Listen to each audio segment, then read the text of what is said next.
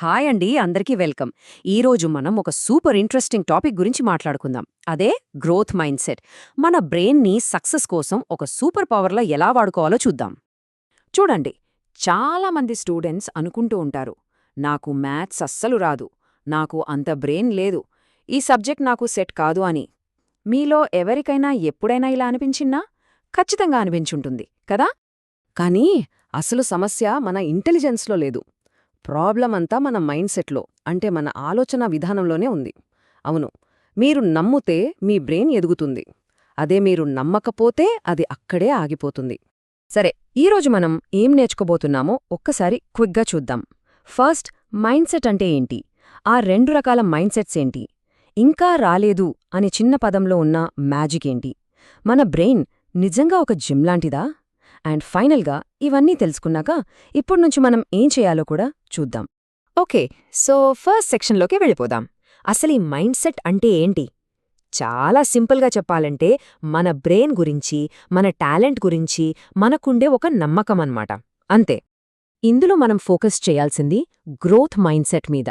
దీని అర్థమేంటంటే మన బ్రెయిన్ ఒక కండరం లాంటిదని నమ్మడం.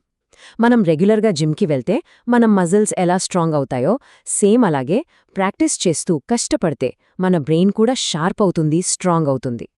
ఒక్క మాటలో చెప్పాలంటే మన బ్రెయిన్ ఏదో రాయిలాగా ఫిక్స్డ్గా ఉండదు. అదొక మట్టి ముద్దలాంటిది. దాన్ని మనకు నచ్చిన షేప్లోకి మార్చుకోవచ్చు. ఈ ఒక్క ఆలోచన చాలు, మన లైఫ్ని చూసే విధానమే మారిపోతుంది. ఇప్పుడు ఈ రెండు రకాల మైండ్ సెట్స్కి మధ్య తేడా ఏంటో చూద్దాం.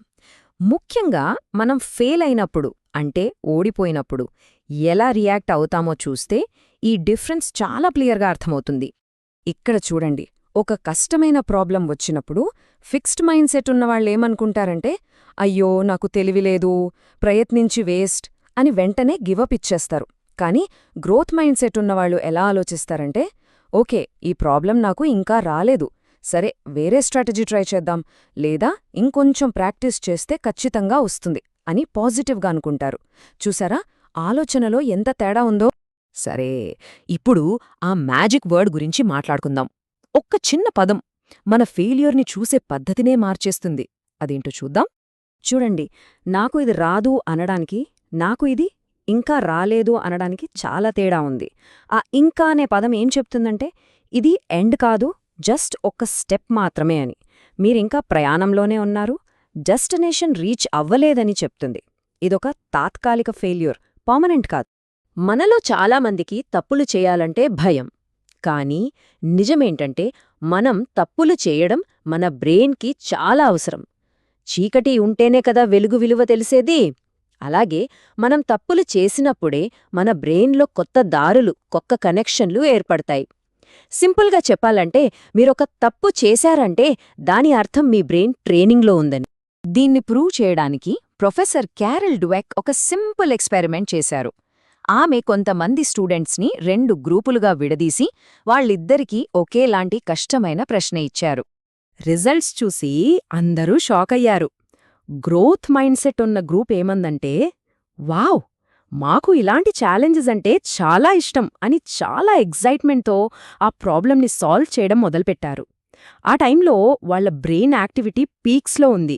కానీ ఫిక్స్డ్ మైండ్ సెట్ ఉన్న స్టూడెంట్స్ ఆ కష్టమైన ప్రశ్నని చూసి భయపడిపోయారు. వాళ్ల బ్రెయిన్ యాక్టివిటీ ఆల్మోస్ట్ ఆగిపోయింది. దీనివల్ల మనకేమర్థమవుతోంది? మనం ఒక ఛాలెంజ్ని చూసి భయపడితే మన బ్రెయిన్ నేర్చుకోవడం ఆపేస్తుంది. మన బ్రెయిన్ ఒక జిమ్ లాంటిదని ఇందాకనుకున్నాం కదా, దాని వెనుకున్న సైన్స్ని చాలా సింపుల్గా చెప్తాను. దీన్నే న్యూరోప్లాస్టిసిటీ అంటారు. పేరు కొంచెం కష్టంగా ఉన్నా కాన్సెప్ట్ చాలా ఈజీ. ఒక్కసారి ఇలా ఊహించుకోండి, మీరొక కొత్త స్కిల్ నేర్చుకుంటున్నప్పుడు మీ బ్రెయిన్లో ఒక మట్టి రోడ్డు వేస్తున్నారన్నమాట. మొదట్లో దానిమీద వెళ్లడం చాలా కష్టంగా, స్లోగా ఉంటుంది. కానీ మీరు దాన్ని మళ్ళీ మళ్ళీ ప్రాక్టీస్ చేస్తున్న కొద్దీ ఆ మట్టి రోడ్డు కాస్త స్ట్రాంగ్గా ఉండే ఒక సిమెంట్ రోడ్లా మారిపోతుంది. అప్పుడు ఆ పని చేయడం మీకు చాలా ఈజీ అయిపోతుంది. అంటే మనం చేసే ప్రాక్టీస్ మన బ్రెయిన్ స్ట్రక్చర్ని ఫిజికల్గా మారుస్తుందన్నమాట. అయితే ఈ మార్పు జరగాలంటే ఒక స్విచ్ ఆన్ అవ్వాలి. ఆ స్విచ్చే గ్రోత్ మైండ్ సెట్. ఎప్పుడైతే మీరు నేను నేర్చుకోగలను అని బలంగా నమ్ముతారో అప్పుడు మీ బ్రెయిన్ తనను తాను మార్చుకునే ప్రాసెస్ను స్టార్ట్ చేస్తుంది. సరే, ఇప్పటిదాకా థియరీ అంతా విన్నాం. ఇప్పుడు అసలు విషయానికొద్దాం. ఈ గ్రోత్ మైండ్ సెట్ని మన డైలీ లైఫ్లో ఎలా అప్లై చేయాలి? ఇప్పటినుంచి మనం ఏం చేయాలో చూద్దాం. ఇదిగోండి కొన్ని చాలా సింపుల్ స్టెప్స్. వీటిని ఈ రోజు నుంచే స్టార్ట్ చేయొచ్చు. నంబర్ 1, ఛాలెంజెస్ని యాక్సెప్ట్ చెయ్యండి. కావాలనే కొంచెం కష్టమైన పనుల్ని తీసుకోండి. అప్పుడే గ్రోత్ ఉంటుంది. నంబర్ 2, ఎవరైనా విమర్శిస్తే దాన్ని నెగటివ్గా తీసుకోకుండా మనల్ని మనం ఇంప్రూవ్ చేసుకోడానికొచ్చిన ఫీడ్బ్యాక్లా చూడండి. నంబర్ 3, కేవలం రిజల్ట్ని మాత్రమే కాదు, మీరు పెట్టిన ఎఫర్ట్ని కూడా సెలబ్రేట్ చేసుకోండి. ఎందుకంటే ప్రయత్నమే అన్నిటికన్నా ముఖ్యం. నంబర్ 4, నాకు రాదు అనడానికి బదులు నాకు ఇంకా రాలేదు అని చెప్పడం ప్రాక్టీస్ చెయ్యండి. నంబర్ 5, ఎప్పుడు ప్రశ్నలడుగుతూ క్యూరియస్గా ఉండండి. అండ్ లాస్ట్, మీ ఆలోచనల్ని, మీ ప్రోగ్రెస్ని ఒకచోట రాసుకోండి. ఇది మీకు చాలా హెల్ప్ చేస్తుంది. అన్నిటికన్నా ముఖ్యంగా గుర్తుపెట్టుకోవాల్సింది ఇదే.